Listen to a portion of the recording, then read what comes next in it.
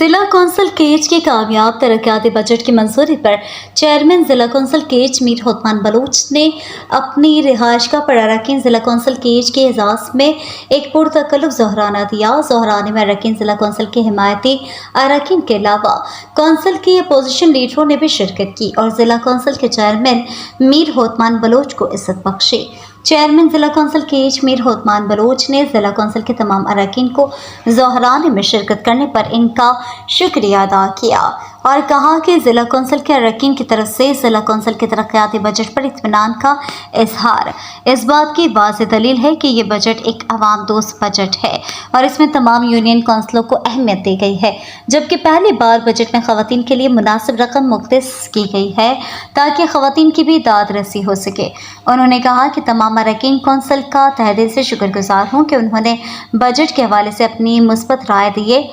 इस पर एतमाद का इजहार किया। उन्होंने मज़ीद कहा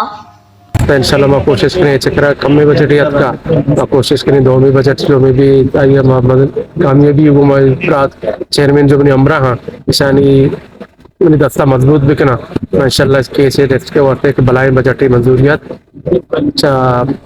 गवर्नमेंट अच्छे के रखा इंशाल्लाह दिया अमरा ना और मोर बता रामा बनना ची वास्ता ऐसा मन गोष्टा इंशाल्लाह मैंने वो प्रोग्राम में वजीर आला कर रोग मुलाकात करने गया आने वास्ते मखसूसी में पंड करा वजीर आला ची रोड इंशाल्लाह कोशिश करा वजीर आला पंडे करा और ट्रैक्टर में रोड़ा मांकने रोड़ा पचकने दिया